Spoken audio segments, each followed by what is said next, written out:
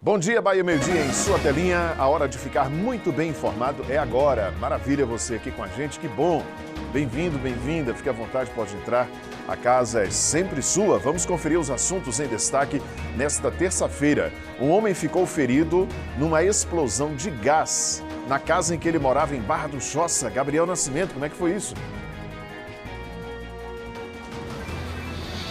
Judson, esse acidente teria acontecido a partir da substituição do botijão de gás horas antes da explosão. A vítima, identificada como Gilberto Silva, tem 52 anos, ele ficou um período fora de casa e na volta sentiu um forte cheiro de gás.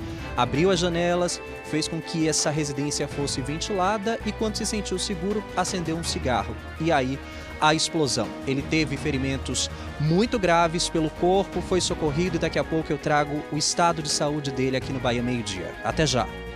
Tá bom, Gabriel, te chamo daqui a pouco. Gente, a prefeita de Vitória da Conquista vai falar com a gente hoje ao vivo aqui no BMD sobre o trabalho da Prefeitura de assistência a pessoas atingidas pelo temporal do último domingo e também sobre serviços em áreas afetadas pelas chuvas. Foram, em média, 52 milímetros de chuva em pouco mais de meia hora e, por pouco, uma tragédia não aconteceu no bairro Jurema. Moradores pedem que a Prefeitura de Vitória da Conquista faça melhorias na sinalização na Avenida Caracas e também coloque uma grade no local de escoamento de água da chuva que passa no meio da avenida. Foi aqui que um homem foi engolido pela enxurrada durante o temporal do último domingo. Moradores temem que o fato se repita. Além da água que toma a pista, não tem sinalização. Como vocês podem ver ali, também tem boca de esgoto aberta, né? Que até os pedestres correm risco também passando aqui na rua. A situação de moradores atingidos pelo temporal de domingo no bairro Jurema. Em muitas casas, a água subiu e atingiu móveis e eletrodomésticos. As marcas da água estão por todos os lados. Nesse mercadinho, produtos ficaram na lama. Muita gente espera por ajuda. Perdi tudo, praticamente perdi tudo. Não ficou nada. Agora, para recuperar sem trabalhar é complicado, né? Foi velado na Câmara Municipal de Santo Amaro o corpo do vereador assassinado no fim de semana. O crime foi num sítio onde ele estava com um assessor, que também foi morto. 4 mandados de busca e apreensão foram cumpridos em pedidos suplementos alimentícios avaliados em quase R$ 1 milhão. A operação investiga o crime de estelionato que teria sido cometido por um homem de 34 anos com endereços residenciais e comerciais aqui na cidade. A primeira edição do projeto Cidadão 60+. O saque abriu as portas para atender idosos que precisavam renovar a carteira de identidade. O projeto vai ser realizado uma vez por mês. A gente traz também ao vivo as informações direto de Belém do Pará, as notícias, sobre a COP30. Tem ainda o que é destaque em g1.com.br/Bahia e, claro, a previsão do tempo com ela, Camilinha Oliveira. E não pode faltar aqui no jornal a sua mensagem, de jeito nenhum. A sua participação tem cadeira cativa aqui, gente. O que é que está acontecendo por aí? Conta, mande aí dizer o que é que está acontecendo em sua rua, seu bairro, sua cidade. Tem algum problema que está te enchendo a paciência por aí, precisa ser resolvido? Manda que a gente cobra aqui das autoridades uma solução. Mas tem coisa legal também, coisa positiva, bonita, manda que a gente adora mostrar aqui no jornal. E claro que você pode comentar os assuntos do Bahia Meio-Dia, a sua opinião, a sua crítica, o seu elogio. Fique à vontade e pode mandar foto também, se você quiser. Pronto, beleza? Estamos combinados? Ah, legal. O Bahia Meio-Dia já está no ar, o seu jornal da hora do almoço.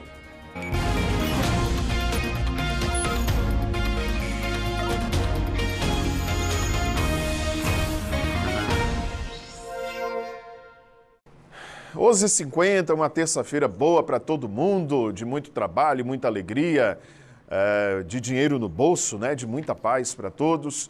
De boas notícias aqui na telinha da TV, em sua vida também. Nós vamos juntos aqui na TV Sudoeste até 13h, depois coladinho aqui com o Bahia Meio-Dia, tem o Globo Esporte.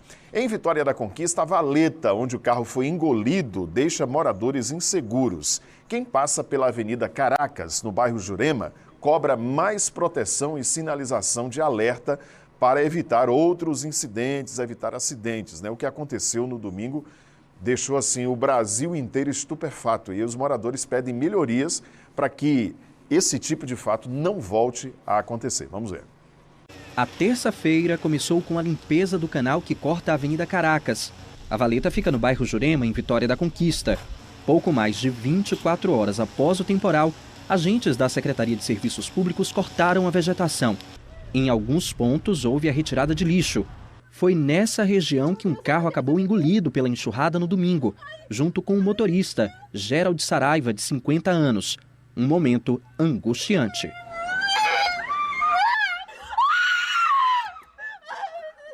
Felizmente, Gerald conseguiu se salvar e está bem.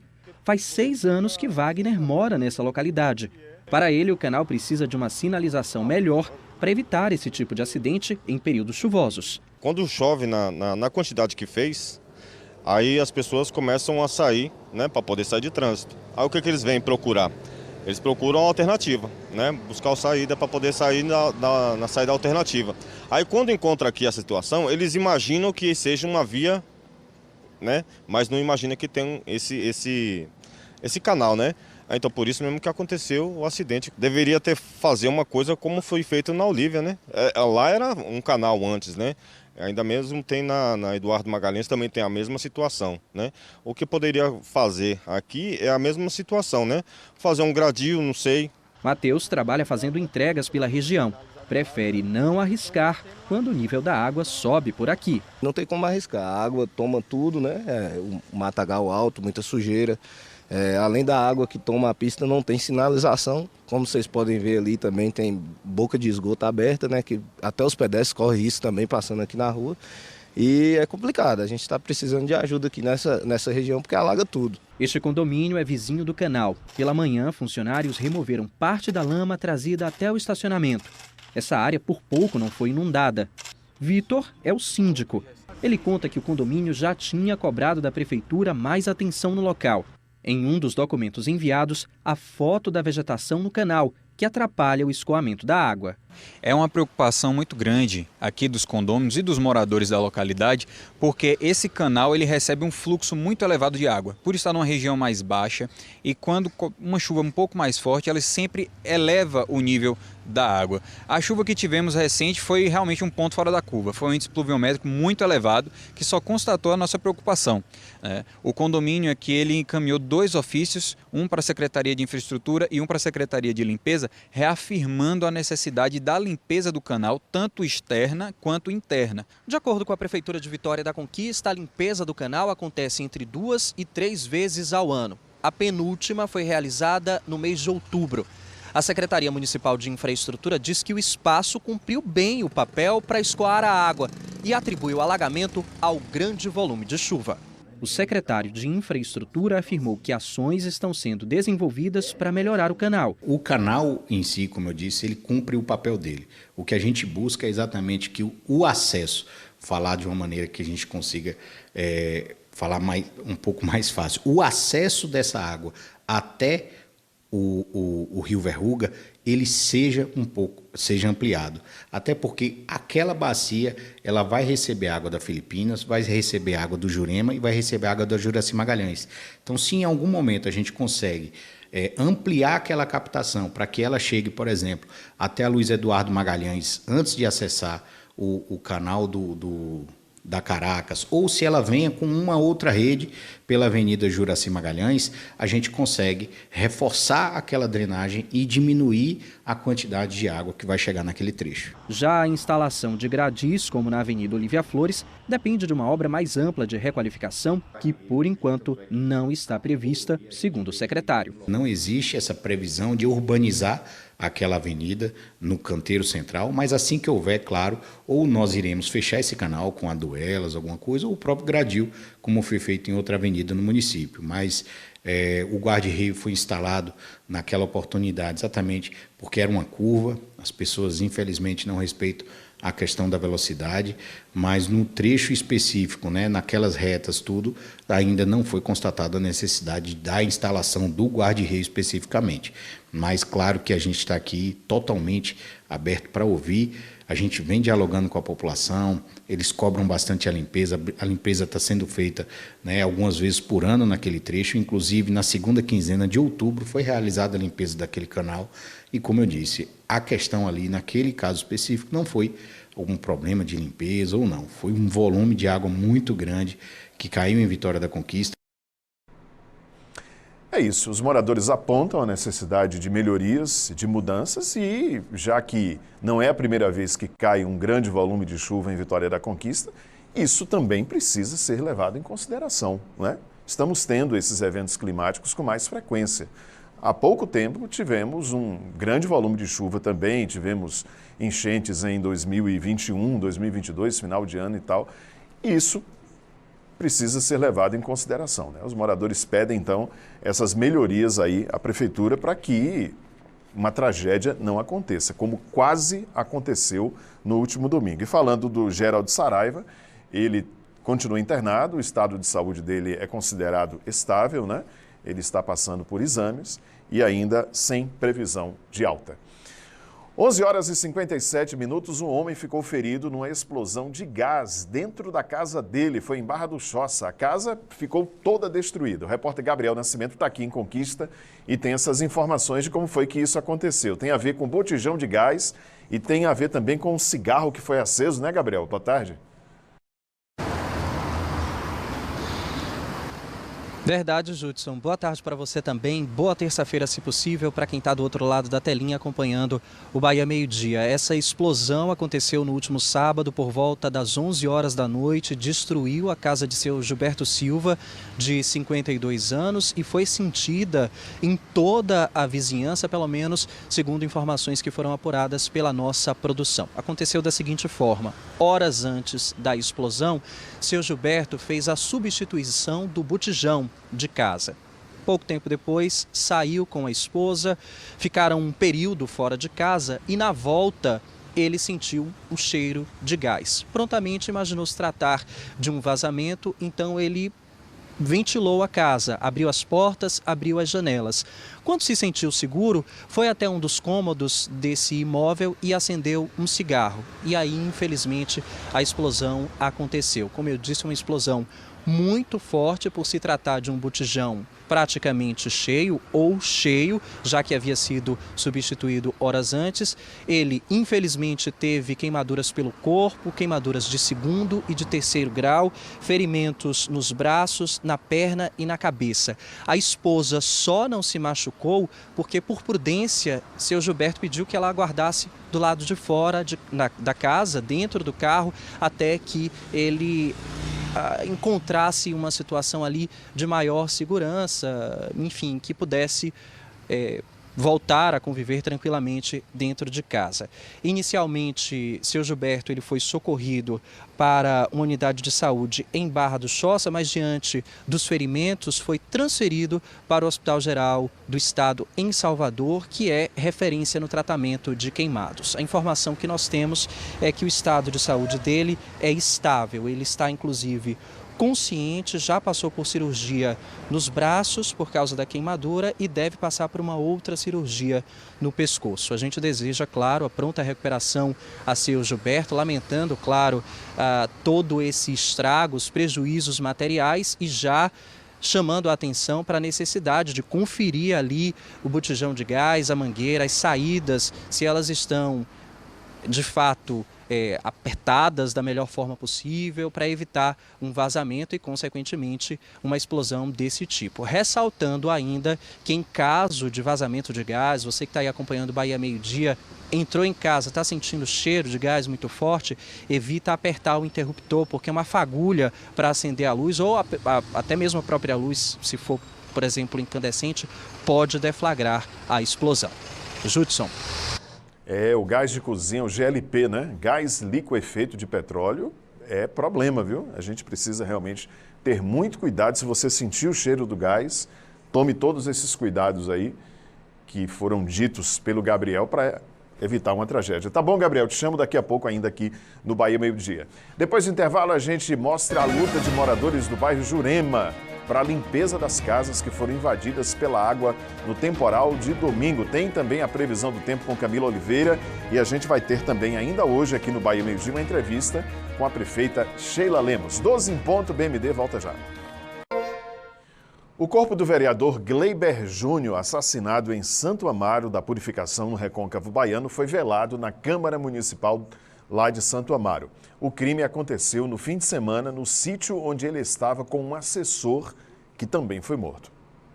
O corpo de Gleiber Júnior foi velado na Câmara de Vereadores de Santo Amaro, na Praça da Purificação, nesta segunda-feira, dia em que, tradicionalmente, acontecem as sessões. A Câmara decretou luta oficial de 3 dias na cidade. O vereador atuante brincava com todos os vereadores. É o primeiro mandato que ele sempre teve vontade, fez parte, que o pai era vereador na gestão passada, sempre acompanhando com a gente, brincando. Vereador alegre. O Partido Avante divulgou uma nota lamentando a morte do vereador, que deixa a mulher e uma filha. O corpo do vereador saiu em cortejo até o cemitério da cidade. Gleiber estava no primeiro mandato como vereador e era presidente do Avante em Santo Amaro. O pai do político, Gleiber Favela, que também foi vereador por 5 mandatos na cidade, acredita que a motivação do crime não foi política. Eu não sei por que fizeram isso com ele, entendeu? Mas eu tenho certeza que não tem nada a ver de política, entende? Eu tenho certeza disso, que não tem nada a ver de política. Suspeita que seja algo relacionado às empresas dele? Pode ser. Eu tô meio cabreiro com isso, porque ele tem sócios. Eu não sei, não estou acusando ninguém, sabe? Mas desse negócio dos sócios dele aí, que ele abriu a empresa agora, eu não sei qual foi a sociedade dele, eu não sei, ele tem fazendas em Cuidacunha, entendeu? Ele foi um dia desse vender a fazenda. E aí meu filho não passava para mim também algumas coisas. Gleiber Júnior tinha um nome relacionado a denúncias. De acordo com informações do Tribunal de Justiça da Bahia, em 2019 ele foi preso em flagrante em Feira de Santana por receptação. Ele pagou uma fiança de R$ 7 mil e foi liberado para responder em liberdade. Ele também era réu em um processo de reintegração de posse. Os herdeiros do dono de uma fazenda que fica em Canudos, no norte da Bahia, acusaram Gleiber de invadir o local em 2024. O processo ainda estava em andamento. O vereador Gleiber Júnior, de 37 anos, tinha ido à Feira de Santana no último sábado à noite para uma inauguração de uma loja na cidade. Na volta aqui para Santo Amaro, parou em um bar e seguiu junto com o assessor Diego Castro para esse sítio que pertence à família do político. Foi aqui que os dois morreram. Com autorização da família de Gleiber, entramos na casa onde os dois foram mortos, no bairro Fazenda Pitinga. O quarto onde os dois morreram já tinha passado por perícia. Eles estavam dormindo neste quarto quando homens armados entraram e atiraram. Os caras vieram seguindo ele. Ele foi descansar, chegou no sítio, pegaram ele dormindo. Ele de short, com os travesseiros nas pernas, e aí entraram, mataram ele e o assessor dele, que é um menino também de bem, o assessor dele. Entre domingo e segunda-feira, testemunhas foram ouvidas na delegacia da cidade. O delegado não quis gravar entrevista. Segundo a polícia, a autoria e motivação do duplo homicídio ainda está em investigação. Este carro de luxo que o vereador usava foi levado para a delegacia, com a marca de tiro no vidro. Não há informação sobre o momento em que o veículo foi atingido. Deixa eu ver aqui o que é destaque em g1.com.br/Bahia nesta terça-feira. Você aponta lá de cá. Eu sempre erro aqui do G1. Porque aqui, em relação ao que você vê, para mim é o contrário. Então, aqui, ó. g1.com.br/Bahia, você liga a câmera do seu celular, aponta aqui para esse QR Code, você vai direto para o nosso site, não tem erro. Padre que morreu em desabamento de laje em Salvador é sepultado sob forte comoção, grande sacerdote e amigo. O padre Carlos Augusto da Silva Cruz, de 45 anos, era vigário episcopal para o serviço da caridade e pároco da paróquia Santos Cosme e Damião, no bairro da Liberdade, em Salvador. Em 2025, ele completou 15 anos de sacerdócio. Ele estava num evento de família, uma celebração religiosa em família, e aí aconteceu essa tragédia, né? Olha aqui a foto do padre, a comunidade católica de Salvador, da Bahia, de luto, né? Por ter perdido o padre Carlos Augusto de forma tão trágica. Os detalhes estão aqui no G1. Mulher denuncia ter sido estuprada durante corrida de moto por aplicativo em Salvador. Ela pediu o transporte por aplicativo, né? A moto, e aí a pessoa chegou, o motociclista chegou, começou a corrida e levou a mulher para um lugar de matagal. Ela ficou assustada, questionou o que estava acontecendo, ele disse que iria urinar no mato, e aí, minha gente, o crime aconteceu, né? Isso foi registrado na DEAN. Frente fria chega a Salvador e provoca a virada do tempo. Capital e outras 147 cidades estão sob alerta de chuva. O cacau pode cair forte também em Salvador. Você vê aqui, olha aí, ventos fortes atingiram a nossa capital, estão atingindo a capital baiana, e você confere tudo em g1.com.br/Bahia. Deixa eu fazer aqui a primeira rodada de mensagens. Jusilene, no loteamento Morumbi, Rua 4, Distrito Industrial, está sem energia desde domingo na hora da chuva. Minha vizinha toma insulina e não pode ficar fora da geladeira, as coisas já estão perdendo tudo. Alô, Coelba, olha aí, loteamento Morumbi, Rua 4, Distrito Industrial, pessoal sem energia elétrica. Carla, por que a prefeitura não coloca uma grade em cima da valeta, como fez da Olívia Flores? Vai ficar bem mais seguro. Olha aí a sugestão da Carla em relação à Avenida Caracas. Maria, bom dia, Judson, moro no Convema 1 e minha reclamação é sobre o posto de saúde do Convema, pois nunca há remédio de pressão.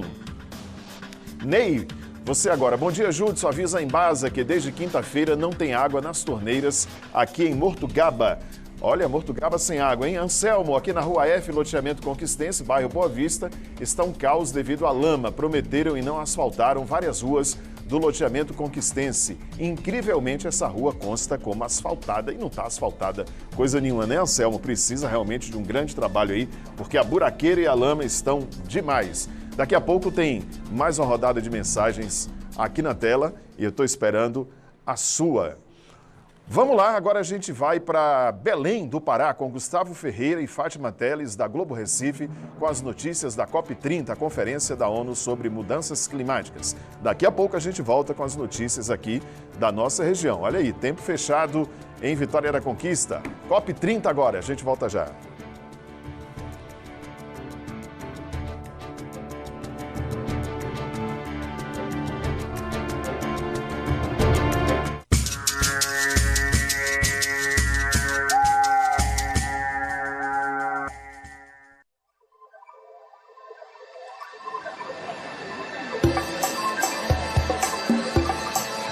Muito boa tarde para você do Nordeste, agora 12:10. Hoje é terça-feira, 11 de novembro, segundo dia da Conferência da ONU sobre Mudanças Climáticas, a COP30, aqui em Belém do Pará. Ontem nós acompanhamos, a abertura com várias autoridades do mundo inteiro e também representantes, governadores do Nordeste, prefeitos das capitais nordestinas, naquele primeiro momento, das decisões do que vai ser acordado aqui durante a conferência, que vai até o próximo dia 21. Nós mostramos um pouco da movimentação aqui na Zona Azul, só que no corredor que fica atrás de mim, que é o corredor que dá acesso às salas de reunião. Mas hoje eu estou num ponto diferente. Fátima Teles vai mostrar para vocês agora. Esse é o pavilhão das delegações. É por aqui que circulam os negociadores, os representantes de vários países, e a gente consegue ver, estandes de todos eles. Indonésia, Azerbaijão, que foi a sede da COP29 no ano passado em Baku. Aqui o estande da Convenção Quadro das Nações Unidas sobre Mudança do Clima, que organiza a COP30, e dá para ver Austrália, Turquia, Portugal, Itália e também vários outros países. Mas é claro que a gente vai puxar a sardinha para o nosso lado e mostrar aqui, à direita de Fátima Teles, o pavilhão Brasil.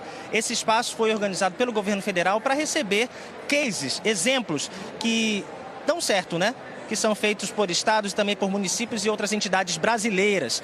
Mais cedo a gente fez imagens de um painel que foi organizado pela Prefeitura de Fortaleza, pelo prefeito Evandro Leitão, falando sobre investimentos em cidades. E também sobre esse tema, o prefeito do Recife, João Campos, também apresentou um outro painel e é com ele que eu converso agora. Prefeito, seja muito bem-vindo a Belém, bem-vindo também à nossa cobertura.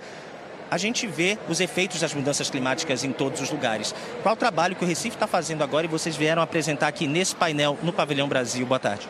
Boa tarde. A gente está aqui na COP em Belém e tive a oportunidade de apresentar o que o Recife tem feito. A gente fez um painel junto com o presidente do Banco Interamericano de Desenvolvimento. A maior operação de crédito do mundo deste banco é com a cidade do Recife. A gente está investindo 2 bilhões de reais na resiliência climática. O que é isso? Construção de proteção de encostas, obras de macrodrenagem contra alagamentos, obra de urbanização integrada, então saneamento, equipamento de assistência, de saúde, creche, para proteger e preparar a cidade. Então a gente apresentou o que está sendo feito aqui para ser exemplo para as outras cidades, dito pelo próprio presidente do Banco Interamericano, que Recife hoje é um case de investimento em urbanização social e preparação para uma cidade que tem a maior capacidade de enfrentar as mudanças climáticas. Recife é uma cidade das mais vulneráveis, né, aos efeitos das mudanças do clima. Esse trabalho está sendo feito agora. Eu queria que você falasse um pouquinho, especialmente sobre as áreas de morro, né? Isso é uma grande preocupação do recifense hoje. Recife é a 16ª do mundo e a primeira do Brasil mais susceptível à mudança climática, principalmente pelo aumento do nível do mar. A gente fez mais de 5 mil obras em morro, e isso inclui mais de 145 grandes obras de proteção de encosta, mais de 4 mil obras do programa Parceria. Quem é do Recife sabe, é aquele programa que a gente dá o material, o projeto e executa a obra com a família, e conseguimos tirar mais de 16 mil famílias. Isso dá mais de 50 mil pessoas que estavam em situação de risco e por obra e investimento público saíram da situação de risco e agora moram com segurança. Muito obrigado, prefeito João Campos. Bem-vindo a Belém. Boa COP. Agora eu vou pedir licença para conversar com o prefeito de Salvador, Bruno Reis, que também vai participar de um dos painéis do Pavilhão Brasil. Prefeito, seja muito bem-vindo a Belém, bem-vindo à nossa cobertura também. Salvador está passando por dias muito difíceis, com chuvas muito fortes. O que a prefeitura, o que o município está fazendo para essas pessoas, principalmente as mais vulneráveis, nesse momento, para a contenção desses efeitos das chuvas fortes? Primeiro, infelizmente, são os países mais pobres que menos contribuem para os gases que impactam no efeito estufa, que mais sofrem com os fenômenos da natureza, porque eles são cada vez mais extremos. E nós, prefeitos, temos obrigações de tomar decisões para, de imediato, enfrentar essas questões, como também preparar a cidade para o futuro, aonde nós queremos chegar. Para o dia a dia, são investimentos expressivos em obras de contenções de áreas de risco. Salvador é uma cidade marcada por topografia irregular, vales, cumeeiras, áreas com declives. 40% da população mora em áreas de risco. O que era comum lá no passado, desabamentos, deslizamentos, sempre que ocorriam fortes chuvas, infelizmente nós perdíamos vidas. Ao longo dos últimos anos, nós já protegemos 565 áreas. Tem outras 20 sendo as obras realizadas. E na semana passada, lançamos mais um pacote de novas obras de contenções da ordem de 130 milhões de reais de investimentos. Então, além desse trabalho de proteção imediato, com escadarias drenantes, com urbanização de canais que corriam a céu aberto, com obras de drenagem para resolver os alagamentos, também investimos muito em tecnologia. Temos um dos sistemas de alerta e alarme mais moderno do país, temos previsões com pluviométricos que indicam as chuvas, a intensidade, e com isso a gente vai se preparando, avisando a comunidade para, em casos que estejam necessários, fazer as evacuações, evitar os desastres que infelizmente afetam as nossas cidades. Muito obrigado, prefeito Bruno Reis de Salvador. Boa COP para o senhor. Enquanto eu peço para a Fátima Tedes mostrar mais imagens aqui da Zona Azul da COP 30, eu lembro que a COP vai até o dia 21 e tudo que for decidido aqui e for importante para você e para a sua região, nós vamos mostrar.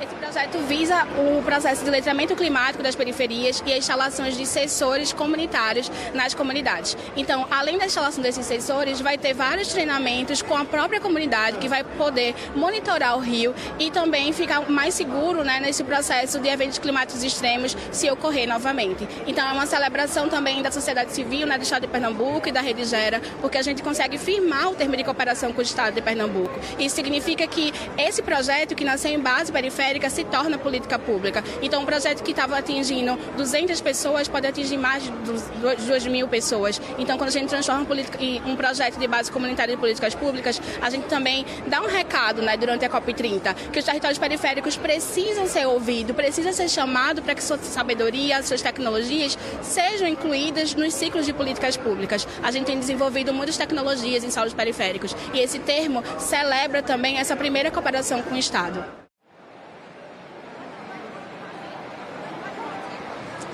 Você ouviu aí a fala de Gabriela Feitosa, que faz parte da Rede Gera.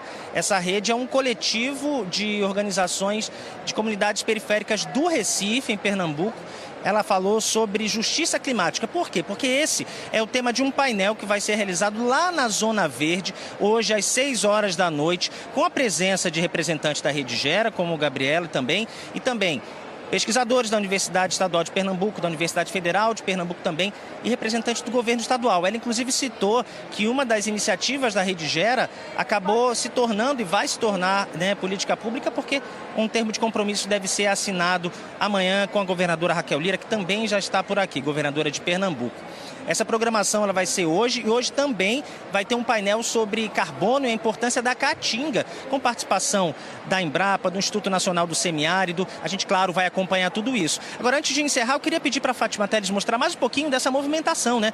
Tem muita gente, muitos jornalistas, muita gente trabalhando aqui, negociadores, embaixadores. Se a gente virar ali para o outro lado, olha só, a gente consegue ver outros destaques de outros países e eu queria fazer um relato pessoal. Está muito quente aqui em Belém. A temperatura nesse momento é de 32 graus, um clima muito abafado. Por isso que a gente está vendo muitas pessoas, inclusive sem gravata, sem blazer. A gente está aqui por uma formalidade do trabalho, né? Mas está todo mundo aqui se abanando com o que dá nessa COP30, porque Belém, de fato, é uma cidade quente, úmida. E por isso que a gente está vendo muitas dessas cenas, gente com roupas leves. Hoje nós trocamos o tênis, inclusive, colocamos um calçado mais confortável para poder seguir por aqui. Então, reforçando a programação do Pavilhão Brasil, hoje tem mais Nordeste, hoje à tarde com a presença do prefeito Bruno Reis. Agora há pouco já houve 2 painéis aqui com a presença do prefeito do Recife e também do prefeito de Fortaleza. E é claro que a gente vai seguir acompanhando todos os destaques da programação. Logo mais à noite também com reportagem completa. A gente vai acompanhar todos os debates, a gente segue aqui até o próximo dia 21, quando a COP30 terminar, e você fica agora com as notícias da sua região. Eu agradeço mais uma vez pela sua companhia aqui nesse segundo boletim do segundo dia da COP30, a Conferência das Nações Unidas sobre Mudanças Climáticas, diretamente de Belém do Pará. A gente se vê amanhã. Valeu, Gustavo Ferreira, da Globo Recife, trazendo as informações para a gente sobre a COP30. Depois do intervalo, os reflexos do temporal de domingo em Vitória da Conquista. No bairro Jurema, moradores tentam retomar a vida, recuperar os prejuízos, né? Muita gente atingida lá no bairro Jurema. Vamos mostrar a situação daqui a pouco. Teremos também uma entrevista ao vivo com a prefeita Sheila Lemos. 12h20, BMD, volta já. 12 horas e 22 minutos, Bahia Meio-Dia de volta. Você que ligou a televisão agora, chegou agora, bem-vindo, bem-vinda. É aqui que a gente fica sempre muito bem informado. Vamos juntos até 1 da tarde, depois coladinho com o BMD tem o Globo Esporte.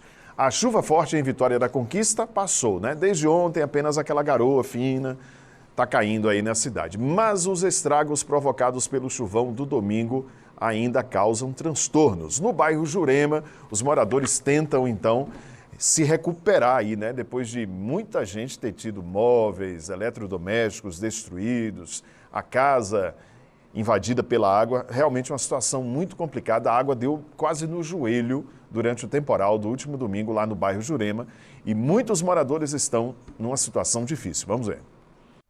Na Avenida Yolanda Fonseca, no bairro Jurema, ainda é possível ver os estragos deixados pela chuva. Na casa de Ney, quase tudo se perdeu. A água subiu cerca de 50 centímetros e atingiu móveis e eletrodomésticos. Na porta, o que ficou da última enxurrada ainda chama a atenção. Perdi a cama, perdi as coisas que tinha aqui, também roupa também. Mas o importante é que a gente tá vivo, né? Quando você chegou aqui, estava tudo alagado? Estava tudo alagado. E meu cachorro também salvou, foi Deus mesmo. O bichinho estava lá dentro, trancado. Mas aí ele correu lá para dentro. Mas Deus protegeu ele. Nesse mercadinho, o dia está sendo de muito trabalho para limpar os produtos que ficaram na lama. A enxurrada foi tão forte que danificou as portas do estabelecimento. Eu nunca tinha esperado uma coisa dessa não, porque da última vez deu pouca água e dessa vez subiu bastante, aí prejudicou bastante a gente aqui. A água foi tão forte que quebrou as portas, né? Foi bastante, chegou a quebrar as portas aqui no mercado. E a gente vai andando aqui pelo bairro Jurema e vai vendo mais estragos. Aqui mais à frente, nessa casa, mora uma família, um casal e mais 3 filhas, de 2, 10 e 20 anos. Eles estavam em casa no momento da chuva. Não deu tempo de fazer nada. Tudo foi perdido. O pessoal da prefeitura agora está fazendo a limpeza, a retirada desse material. A família agora espera por ajuda. Não sabe para onde vai. Wilson mora de favor nessa casa, esquina das ruas Bogotá e Nestor Guimarães. Sem trabalho, o pai de família diz que não sabe como vai se reerguer. Agora, espera por ajuda da prefeitura. É desesperador, né? A gente começou aqui, a chuvinha começou baixa, a gente não achou que não ia nem entrar, não. Quando a gente foi perceber, a água já estava atravessando a porta ali, ó, e foi subindo. Aí quando eu vi que estava demais, que já estava dando aqui mais ou menos, eu pulei a janela aqui, peguei minhas crianças aqui, fui para casa da minha amiga aqui, que ela me acolheu aqui mais minha família, e aí nós deixou. Aí quando foi, eu acho que umas meia hora de chuva, e quando nós entrou já estava tudo acabado. Não deu tempo de tirar nada? Não deu tempo de tirar nada. Então, tirou dessa forma aí, vocês estão vendo. Já tirou tudo quebrado, não tem mais sementinha nenhuma. Perdeu muita coisa? Perdi tudo, praticamente perdi tudo. Ficou nada. Agora para recuperar sem trabalhar é complicado, né? Outro morador que viveu momentos de medo foi seu Silvaldo. Ele mora sozinho e viu a água invadir o imóvel em poucos minutos. Não deu tempo de salvar nada. E eu fiquei com medo de eu perder minha cachorrinha também, porque é minha amiga, é só ela. Aí perdi minhas coisas tudo, minhas roupas, tá tudo lá, você viu lá como é que tá a situação, né? Na mesma rua, encontramos mais um idoso atingido pela chuva. Seu Deli, que perdeu uma das pernas, viu a enxurrada entrar pela porta de casa. Sem poder se mover, apenas orou para que a água baixasse logo e o prejuízo fosse menor. Eu não sabia para onde correr, que não tinha perna, né? Estava o senhor sozinho em casa? Eu sozinho e Deus, né? Eu e Deus. Sentado aí no sofá aí fiquei sentado. Pedindo para a água baixar? Pedindo a Deus que a água baixar. A diretora de assistência social disse que ainda hoje 8 famílias vão ser direcionadas para aluguel social. Deste total, 2 são do bairro Jurema. Quando a gente localiza a família, a primeira coisa que as equipes fazem é fazer a acolhida, perceber ali quais são as necessidades emergenciais que a família tem, ou seja, uma necessidade, por exemplo, de abrigamento. Pode ser que não seja possível a permanência dela na residência. Então a equipe já faz o direcionamento para um abrigo institucional. O município tem hoje 6 famílias desalojadas e 85 pessoas afetadas pelas chuvas. Para receber o aluguel social, é preciso preencher alguns critérios. Hoje o valor é de R$ 498. O período é de 3 meses, podendo ser prorrogado pelo mesmo período. Numa situação de uma chuva inesperada, que gera um dano a muitas famílias inesperado, a gente pode também lançar mão de não utilizar alguns critérios considerando o benefício próprio da população. Então, nesse caso, o que se prioriza é a proteção social das famílias. A gente vê muitos idosos aí no bairro Jurema, né, que precisam realmente de apoio, de assistência e de atenção, de cuidados, né? Os idosos também sofreram bastante no bairro Jurema com esse temporal que caiu aqui no último domingo. Vitória da Conquista é uma cidade relativamente plana, né? Sem encostas, sem morros, mas temos a Serra do Periperi. E em alguns bairros, um pouco mais altos, né, a água escorre e fica concentrada nas partes mais baixas do centro. Tem lá o bairro Jurema, né? O pessoal conhece como a baixa do bairro Jurema, que a água escorre e acumula mesmo. O escoamento dessa água é lento, provoca muitos prejuízos, depois que ela se acumula até ela escorrer e voltar tudo ao normal, provoca, né, muitos transtornos, muitos prejuízos e dificuldades também para as pessoas. No temporal desse domingo, o volume de água foi tão grande que deixou alguns bairros completamente alagados. Famílias ficaram desalojadas ou com as casas comprometidas. Em alguns casos, esses pontos apresentaram problemas de escoamento, né? Apresentam esses problemas de escoamento já, não é de hoje, há muito tempo. Equipes da prefeitura estão atendendo famílias, fazendo a limpeza das ruas e verificando locais mais afetados. Sobre esse trabalho, a gente vai falar agora com o repórter Gabriel Nascimento, que está no prédio da Prefeitura de Vitória da Conquista, com a prefeita Sheila Lemos. Gabriel, além desse trabalho emergencial, né, dessa assistência aos moradores, da limpeza, a Prefeitura tem em vista alguma obra que possa melhorar essa situação de alagamentos aqui na cidade?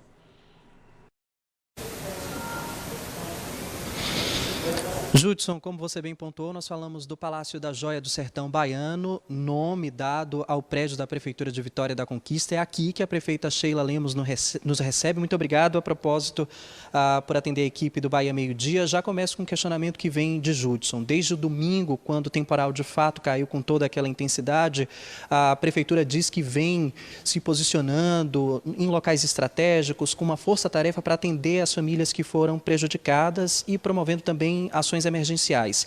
Além dessas ações emergenciais, existe alguma obra que já esteja em andamento, mais estruturante para evitar cenas como a que a gente viu no último domingo? Bem-vinda, boa tarde. Boa tarde, Judson. Olha, nós temos as questões dos grandes canais, né, em Vitória da Conquista, que estão precisando, alguns de aumentar a sua capacidade e outros de uma reforma, um melhoramento no canal. Então, desde 2021, no final de 2021, quando nós tivemos aquelas primeiras chuvas, né, aquele temporal, onde nós passamos momentos super difíceis em Vitória da Conquista, nós já cadastramos todas essas obras no MDR, no Ministério do Desenvolvimento Regional. Desde lá, nós estamos aguardando esses recursos para que a gente possa fazer. Nos 2 últimos PACs, nós também cadastramos alguns canais. No PAC 2024, não veio, e agora no PAC de 2025. No PAC 2025, nós cadastramos 3 grandes canais. O canal do Santa Cecília, né, o canal do Panorama e o canal do Jurema. Os 3 canais... Santa Cecília, Ascendino Melo, não foi o Panorama, desculpa, Ascendino Melo e o do Jurema. São canais que precisam melhorar a sua capacidade de recepção dessas águas da chuva. O que foi que aconteceu no Jurema, que foi o local mais atingido nesta chuva de domingo? O canal, ele não conseguiu dar vazão em todo aquele volume de água que chegou, porque choveu 72 milímetros ali na região do bairro Patagônia, do bairro Jurema, e em 45 minutos. Então, o canal não conseguiu dar vazão. E ainda teve o agravante que o carro caiu no canal e, claro, que isso impediu com que a água passasse, né, com muito mais fluidez. Então, essa água retornou e alaga a parte mais baixa, que foi o Jurema. A equipe foi, Defesa Civil, Assistência Social, para prestar socorro às famílias, tirar as famílias dos locais onde tinha risco, e nós entramos também com a equipe de infraestrutura e a equipe de limpeza pública para que a gente pudesse limpar o canal o mais rápido possível, porque se viesse uma outra chuva e o canal tivesse obstruído, nós iríamos ter alagamentos novamente. Então, toda a equipe, eu estou acompanhando pessoalmente as equipes desde o domingo à noite, quando começou a chover, nós estamos fazendo todo o trabalho na nossa cidade. E o planejamento de melhorar esses canais. Então, nós precisamos de recursos para melhorar esses canais. Eu vi alguns questionamentos, inclusive, porque nós estamos com um projeto de lei pedindo autorização legislativa para a contratação de um financiamento no valor de 400 milhões de reais, e eu vi algumas pessoas questionando, por que não coloca esse valor todo para o melhoramento da infraestrutura dos canais? O problema é que o financiamento a gente toma e precisa pagar, não é a fundo perdido. E para se pagar esse financiamento, a gente precisa colocar em locais onde vão ter desenvolvimento, onde a gente possa levar pessoas, empresas, para que a gente possa também ter arrecadação, para que a gente possa pagar todo esse financiamento, as parcelas do financiamento. Então, para resolvermos essas questões dos canais, que está aí orçado em aproximadamente de 400 a 500 milhões de reais, para se fazer novos canais e consertar esses outros e ainda aumentar a capacidade desses grandes canais já existentes na cidade, a gente precisaria de um dinheiro a fundo perdido, então que seria um investimento do governo do Estado e do governo federal. Então, a gente conta, né, com esses parceiros, governo do Estado, governo federal, para que a gente possa fazer o melhoramento na nossa cidade, que é uma cidade que cresce bastante, é uma cidade que é uma cidade polo, que recebe pessoas de toda a região, né? Nós temos uma população flutuante enorme, muito maior do que os 400 mil habitantes de Vitória da Conquista, então a gente precisa desse investimento do governo federal aqui no nosso município. Prefeita Judson, tem mais uma pergunta, estou ouvindo bem você, Judson, pode falar. Gabriel, eu quero perguntar especificamente de um ponto aqui de Vitória da Conquista, que é uma preocupação quando começa a formar para chover, quem está no centro da cidade sai, né? Procura ir para outro lugar, e isso acontece há décadas e décadas e décadas. Eu estou falando do encontro da Ascendino Melo com a Góes Calmon em direção à Praça Vitor Brito. O volume de água ali é gigantesco, inclusive carros, né? É comum essa cena de chuva forte em Conquista e carros sendo arrastados ali. Na época do prefeito Wesley Guzmão, ele chegou a falar sobre uma obra para poder resolver aquele problema, que seria uma obra muito grande, que começaria um trabalho de drenagem da parte mais alta da cidade. Eu gostaria de saber se está nos planos da prefeita, né, realizar essa obra para resolver esse problema da Ascendino Melo, cruzamento com a Góes Calmon em direção à Praça Vitor Brito. Judson traz aqui para a nossa conversa o cruzamento da Ascendino Melo com a Góes Calmon, sentido Praça Vitor Brito, região do centro da cidade, uma das áreas que, além do Jurema, sofre muito com o grande volume que escorre da serra. Ele lembra de um projeto do então prefeito da época, Erzen Guzmão, de uma drenagem, né, que iria colaborar para o escoamento da água e impedir que a água chegasse num volume tão alto, invadindo comércios e residências ali daquele pedaço.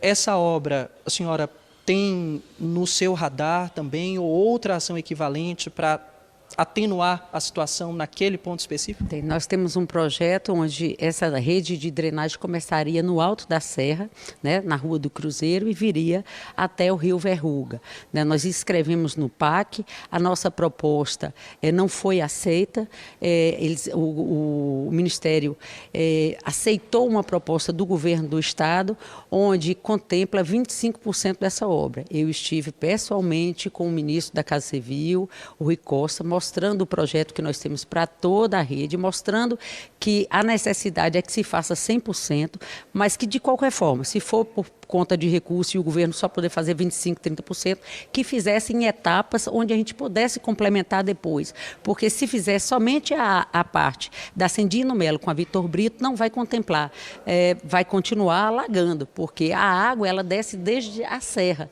Então ela desce ali pela João Pessoa, né, seguindo ali São Geraldo, e ela concentra toda naquela parte baixa, em frente ao Hospital Unimec, que é a parte que mais alaga até a Vitor Brito. Então, nós conversamos com o ministro, ele passou para a Condé, nossa equipe teve uma reunião técnica com a equipe da Condé, nós oferecemos o projeto que nós já temos feito, né, para que eles pudessem fazer, mesmo que fizesse por etapa, mas que concluísse uma etapa e que nós pudéssemos dar continuação para que resolva 100% da questão ali do alagamento no Ascendino Melo. Lembrando que no município todas as obras de infraestrutura que a gente vem fazendo, a gente já vem contemplando a drenagem, como o bairro Panorama, o Bates do Uso, Cidade Modelo, né? Nós fizemos no último ano 30 quilômetros de drenagem no nosso município. Então, o município já vem investindo em drenagem. Prefeita, rapidamente, só para a gente encerrar, algumas cidades da região sudoeste decretaram situação de emergência por causa da chuva.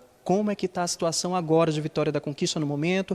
Há famílias desalojadas e quais foram as providências tomadas? Pronto, nós aguardamos a Defesa Civil fazer todo o levantamento para verificar a necessidade de se colocar em estado de emergência. Não tem essa necessidade em Vitória da Conquista, né? Nós temos hoje 7 famílias que estão desalojadas e nós já estamos providenciando aluguel social para essas 7 famílias. Então, somente 7 imóveis, né? Graças a Deus, com aquele volume de chuva todo, somente 7 imóveis não tem condição de uso, essas famílias vão passar a receber o aluguel social no município. Prefeita Sheila Lemos, de Vitória da Conquista, muitíssimo obrigado pelos esclarecimentos aqui no Bahia Meio Dia. Volto com você, Judson.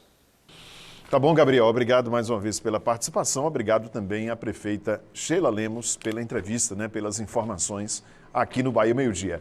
E uma meteorologista do Instituto Nacional de Meteorologia explica para a gente o fenômeno que causou aquela tempestade no último fim de semana, no último domingo. Vamos ver. A partir da tarde de ontem e durante a noite e até mesmo na madrugada, a região de Vitória da Conquista, desde o sudoeste baiano até o sul e também no oeste da Bahia, observou a formação e desenvolvimento de áreas de instabilidade. O que são isso? São nuvens de chuva, né, que nas imagens de satélite a gente consegue observar esse tom de vermelho, que significa nuvens que têm topos muito altos e frios, ou seja, com potencial de trazer pancadas de chuva, rajadas de vento e até pontualmente queda de granizo. Isso aconteceu porque uma frente fria que se desenvolveu, né, pela região sul, avançou pela região sudeste e conseguiu atingir o litoral baiano. Com isso, houve a incursão de umidade na região e a formação dessas nuvens de tempestade, chamadas cumulonimbus. A estação meteorológica do IMET registrou precipitação total acumulada na ordem de 47,8 milímetros. Uma chuva relativamente forte, né? Tendo em vista que a média para o mês de novembro em Vitória é na ordem de 127 milímetros. No total, a gente já tem metade da precipitação para o mês de novembro totalizada. Muito bem, tempo e temperatura, a gente continua falando, né, sobre esse assunto. A chuva forte não continuou, mas a noite foi de temperaturas baixas aqui na região.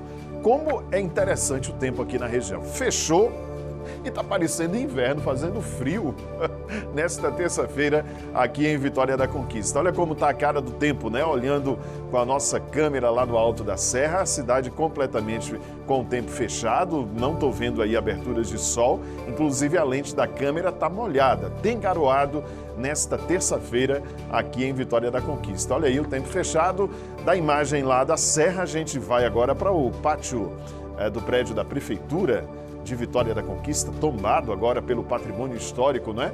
Olha aí, o centro da cidade também com o tempo completamente fechado e a temperatura média nesse momento é de 20 graus em plena primavera em Vitória da Conquista. E Camilinha conta pra gente agora como deve ficar o tempo aqui na região. Friozinho, Camilinha? Ou vem sol por aí? Como é que fica o tempo, hein? Boa tarde. Oi, Judson. Boa tarde para você e para todos. Uma excelente terça-feira. Seguimos monitorando a chuva, a passagem da frente fria, mas por enquanto, depois de dias com chuva em maior volume, com estragos e consequências também, quero trazer uma boa notícia.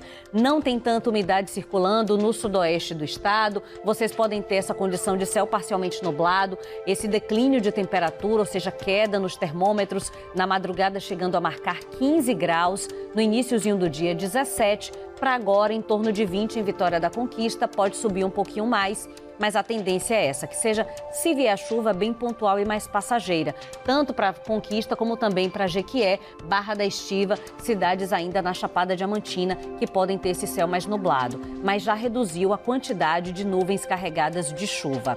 Em relação aos alertas divulgados pelo IMET, agora não está mais na rota da tempestade, da chuva mais intensa, o sudoeste baiano, apenas ali a parte do litoral sul, baixo sul, chegando ao Recôncavo, também região metropolitana e o nordeste da Bahia. No topo do nosso mapa, o alerta em relação à baixa umidade relativa do ar continua muito seco e quente no norte do estado. Para vocês, abrindo câmera agora, Vitória da Conquista com esse céu bem nublado, cinzento, com as nuvens cobrindo esse sol, a tendência é essa, tá? Por enquanto, ainda a previsão de temperaturas mais baixas. Eu vou atualizando vocês aqui com o passar dos dias, mas agora sem previsão de tempestade. Esse é o ponto que a gente precisa mais destacar. Um abraço e até amanhã. Tá bom, Camilinha, abraço para você. Gente, olha que peixe bonito aqui na tela. Mensagem do Romildo. Boa tarde, Judson. Tô ligado no programa. Bora pegar um peixe? Manda um abraço para toda a galera de Dantilândia. Valeu, amigo. Bonito, hein? Que peixe é esse? Alguém sabe? É o quê? Tilápia? Olha, tá lindo o peixe, viu, Romildo? Bom almoço para você. Um abraço aí para minha querida Dantilândia. Todo mundo em Dantilândia, ligadinho aqui no Bahia Meio Dia. Bom almoço. Tá bonito o peixe, hein? Lide Farias, sou moradora da rua Buenos Aires, Baixada do Jurema. Sempre que chove é essa situação, ruas alagadas e muito buraco. Essa rua aí tá complicada, hein? Lide, no bairro Jurema.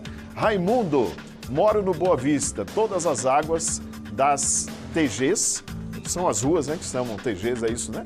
Descem por aqui na rua São José, causando enormes crateras. Pedimos providências ao poder público e tem até tubulação aí, a mostra, né? A chuva fez um buraco aí, né, Raimundo? Tá aí a sua reclamação. Fabiana, essa é uma rua do bairro Aparecida, rua São Benedito. Por aqui nem a coleta de lixo passa. Quando chove, sofremos com buracos e lama. E outra é a falha na linha do ônibus, por falta de asfaltamento. Tem mais uma mensagem agora. Silone, Barra do Choça, rua Trasíbulo Rocha, esse é o restaurante que serve comida para os trabalhadores da barragem do Catolé. Essa água é da fossa do restaurante que está vazando e incomodando os vizinhos. Isso é água de esgoto, pensei que fosse chuva, viu, Silone? É a água da fossa do restaurante. Olha aí a observação, isso não pode, né? Esgoto vazando. Nayane, boa tarde, Judson. Aqui em Poções, quase todos os dias falta água, mas as contas da Embasa não atrasam um dia, tá horrível. Olha aí, recado para Embasa. Silvana, bom dia, aqui é de Planalto, Judson. Manda um abraço para Dona Maria, com 93 anos. Olha ela aí, dando um banho no bisneto, Nicolas. Que lindo, hein? Dona Maria, 93 anos, está vendo a gente aí em Planalto. Beijo para a senhora, viu? Obrigado aí pelo carinho, pela audiência. Dando banho aí no nosso telespectador Mirino, Nicolas, o bisneto. Que imagem linda, né? Valeu, Silvana, obrigado.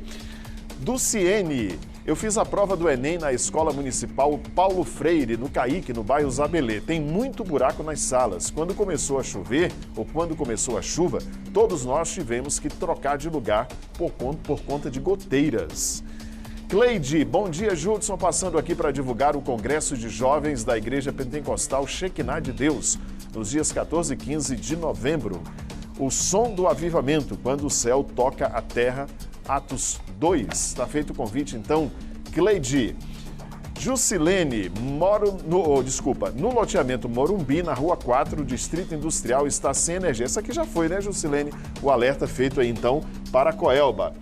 Sassa, bom dia, Judson, um abraço aí em todos vocês. Aqui na Vila Bem Querer, próximo ao ESB, a questão do Rio Verruga, quando chove transborda e ficamos ilhados aqui. Te juro que eu não achava que não era o Rio Verruga, né? O Rio Verruga é um rio muito pequeno, um filete de água, mas ali choveu, transbordou e a situação é essa aí na Vila Bem Querer, próximo a UESB. Almir, neste último fim de semana, no corredor de Sinésio, no Capinal, ficamos por várias horas sem energia. De sábado para domingo e de domingo para segunda, ambos após o meio-dia, só restaurando no dia seguinte. Um alerta aí para Coelba. Marilda, boa tarde, Judson, assisto o jornal todos os dias, mando um alô para Macarani. Alô, Macarani, Marilda, Macarani, abraço para vocês, obrigado pelo carinho, pela audiência. Dona Neide Brito, tá vendo Bahia Meio Dia? Eu sei que a senhora não perde o jornal, viu? Fiquei sabendo, obrigado aí pela audiência, pelo carinho. Dona Neide Brito, sempre ligadinha aqui com a gente, daqui a pouco tem mais uma rodada de mensagens aqui na tela, estou esperando a sua. Vai ser realizado hoje, às 7 da noite, no Senac de Vitória da Conquista, o encontro Riscos Psicossociais no Ambiente de Trabalho. O evento é voltado para empresários e gestores da região. O objetivo é discutir como manter uma cultura organizacional saudável, alinhada às novas demandas do mercado. O encontro é de graça e vai ser realizado no Salão de Eventos do Sindicomércio, que fica na rua Cifredo Pedral Sampaio, no bairro Alto Marão. As inscrições podem ser feitas pelo site do Simpla, né? Você entra lá no aplicativo do Simpla, simpla.com.br e pode fazer a sua inscrição, é de graça. Em instantes, SAC fez plantão especial para atender idosos. O projeto Cidadão 60+, deve acontecer uma vez por mês em 48 municípios aqui da nossa Bahia. 12h47, a gente volta já.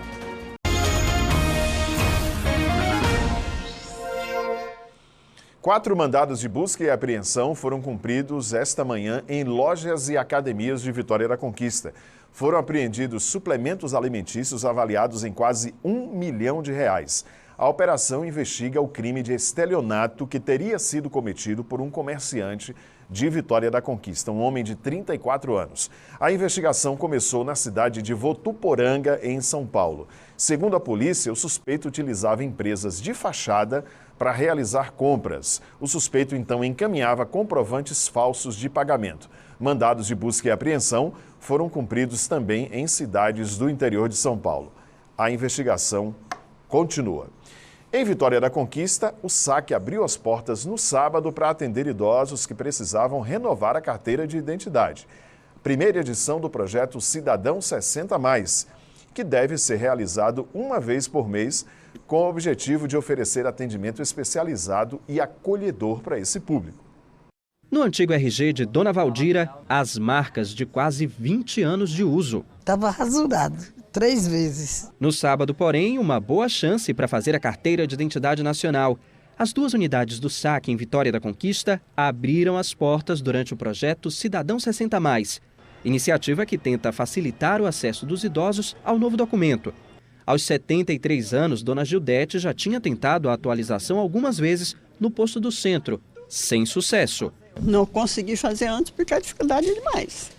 Hoje que estava mais vazio, né? Melhorou um pouco, mas muito difícil. No esquema especial, cada atendimento dura em média 10 minutos e o documento pode ser retirado depois de 15 dias. A expectativa é que a ação se repita uma vez por mês, sempre num sábado. Vale para Vitória da Conquista e outras 48 cidades baianas. 2 telefones estão disponíveis para o agendamento: 71 4020 5353, ligação de celular, ou 0800 071 5353, ligação de fixo. Nem todo mundo precisa fazer, apenas os que estiverem com a carteira de identidade vencida, ou seja, com mais de 10 anos de expedição e ou esteja danificada ou tenha perdido ou tenha sido roubado. Oscarino é do povoado da Gameleira, zona rural de Vitória da Conquista. Aproveitou a oportunidade para trazer a mãe, Dona Maria, e o pai, seu Clemente. Os novos documentos foram feitos na unidade do SAC no Shopping Boulevard. Já havia um tempo procurando, mas como a demanda é grande, a gente aproveitou a oportunidade. Eu trouxe eles dois, que já é idosos, para estar renovando, atualizando, para quando precisar não ter dificuldade na frente. Para quem ainda não tirou a nova carteira de identidade, Dona Valdira dá o recado. O tempo vai passando, a gente também vai cair na idade e os documentos podem ser renovados, a gente não.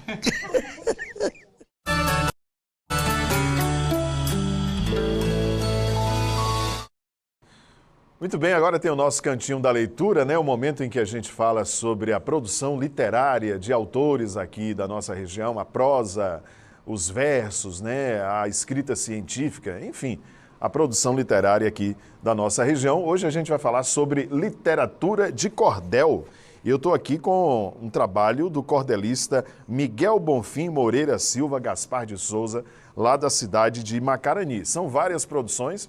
Pedi a Isaías para mostrar aqui no detalhe, posicionando aqui, deixa eu tirar minha xícara aqui, o pessoal pergunta, o que é que tem nessa xícara? É água, viu, gente? É água para molhar a garganta. Muito bem, estou aqui com as produções de cordel do Miguel Bonfim Moreira Silva Gaspar de Souza. Tem aqui Coisas do Nordeste, também Nosso Brasil, olha que bacana, tudo poema de cordel, viu? Itapetinga e Sua Gente, olha aí.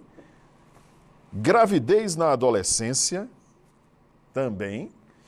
História de Macarani e Identidade e Intimidade. Tudo isso, poema de cordel. Deixa eu mandar um abraço aqui para o Miguel, participando hoje aqui do nosso Cantinho da Leitura. Parabéns pelo trabalho, viu, Miguel?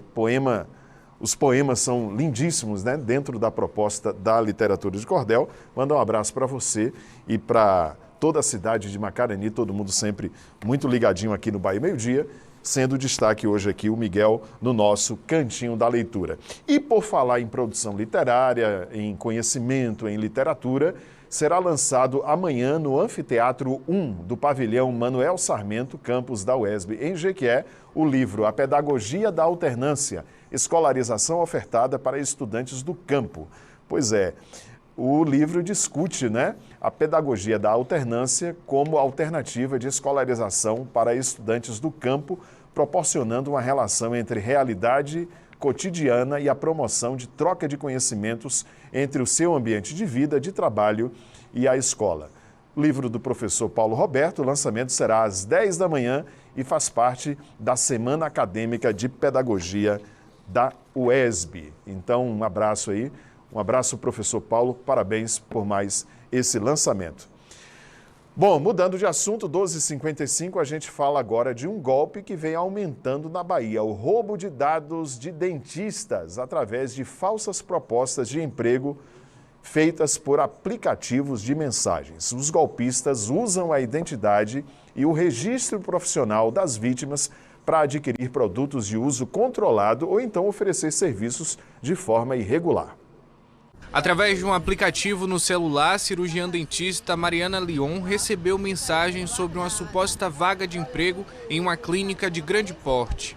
Mariana enviou dados pessoais e fotos de documentos. Só depois desconfiou da abordagem e entrou em contato diretamente com a clínica. Foi aí que descobriu que, embora o processo seletivo fosse real, os contatos usados pelos criminosos eram falsos. E logo depois eu achei muito estranho tudo. Eles me pegaram mesmo no momento assim que a gente está muito empolgada. E depois que passou um pouco essa empolgação, eu achei muito estranho. Aí eu comecei a investigar. Aí eu entrei em contato com a empresa mesmo, que eles alegaram ser. E aí a empresa falou que estava passando por um processo de recrutamento, mas que nem o e-mail, nem o número que eles entraram em contato faziam parte da empresa. O que é que você fez quando você descobriu esse golpe? Aí nesse momento eu fui na delegacia e abri um BO como furtos e roubos de documento. Desde então, ela foi vítima de uma série de fraudes, uso indevido de identidade, vazamento de dados, dívida de R$11 mil em seu nome, exercício ilegal da profissão, a criação de um perfil falso dela em uma rede social e até a confecção de certificados falsos com seu nome. Em agosto, uma empresa de Santa Catarina entrou em contato sobre um orçamento feito em nome dela para a compra de produtos de harmonização orofacial, levantando suspeitas de que seus dados estavam sendo usados em Barreiras, no oeste baiano. Uma empresa que revende produtos odontológicos entrou em contato comigo perguntando se eu tinha feito alguma cotação de produtos de ROF, que é a harmonização orofacial, e mandou um número, perguntando se eu respondia por esse número também. Eu falei que eu nem tinha feito a cotação e nem esse número pertencia a mim. Além disso, os criminosos estão fraudando outros documentos certificados também. Sim, eles fizeram receituário, fizeram carimbos e também um certificado de especialização em ROF. Qual é seu medo com tudo isso? Meu medo é que, pelo cenário, eles estão atendendo lá em Barreiras, que é a cidade que tem o endereço, que eles divulgaram para as empresas para transportar os produtos que eles compraram. E aí meu medo é que eles estão atendendo lá, muito provavelmente, e que isso gere consequências para a população. A nossa equipe foi até o endereço descrito pelos criminosos, que fica nesta rua em Barreiras, mas encontramos apenas uma casa. A moradora disse que nunca ouviu falar de Mariana e nem solicitou orçamento de produtos odontológicos ou estéticos. Aqui funciona alguma clínica odontológica de dentista? Não. Vende material para botox, toxina botulínica, alguma coisa nesse sentido? Não, né? Ah, tá ok então. Obrigada, tá? Bom dia. O Conselho Regional de Odontologia não tem números exatos sobre a quantidade de profissionais que já caíram nesses golpes, mas afirma que foram muitas as vítimas. A recomendação nesses casos é sempre evitar compartilhar dados pessoais e ficar atentos a qualquer ligação estranha ou contato através das redes sociais. Primeira coisa é fazer um boletim de ocorrência e mandar uma cópia para o Conselho de Odontologia, para fazer o registro também no Conselho de Odontologia, para que tenhamos todas as informações disponíveis para que o dentista sofreu um golpe. Doutor, esses casos são frequentes? Não são muito frequentes, mas ultimamente eles têm aumentado. Geralmente utilizam os dados para fazer compras de produtos, sobretudo da harmonização facial, e revender esses produtos. Mas para quem já caiu no golpe, fica a angústia. Como eu estou com BO, eu consigo me resguardar um pouco, mas tem a consequência dos pacientes que estão sendo atendidos e dos procedimentos realizados por uma pessoa que não tem qualificação para isso. A Polícia Civil disse em nota que o caso está com a 6ª Delegacia Territorial de Brotas e que aguardará o resultado dos laudos técnicos enquanto faz a análise das provas para a conclusão das investigações. As últimas mensagens, Alisson, Judson, manda um abraço para Benício, que acompanha todos os dias antes de ir para a escola. Seu fã, alô Benício, olha aí, sorriso de milhões, nosso telespectador Mirim, abraço para você, boa aula, a criançada que adora aqui o nosso telejornal e a gente adora também. Valmir, aqui no povoado do Limoeiro, tá sem energia desde sábado, já ligamos várias vezes e até agora nada. Alô Coel, o pessoal do Limoeiro tá no escuro, hein? Elivelton, falo do bairro Santa Cruz, caminho 2. Hoje o caminhão que faz a coleta não conseguiu descer a rua por conta desse buraco enorme. Isso foi a chuva, né, Elivelton? E com essa reclamação do Elivelton, a gente está terminando o Bahia Meio-Dia. Amanhã, 15 para as 12, a gente bate ponto aqui na telinha da TV. A seguir o Globo Esporte, à noite tem o BATV com outras notícias da nossa região. Beijos para todo mundo, bom almoço e a gente se fala amanhã. Combinado? Tchau, tchau.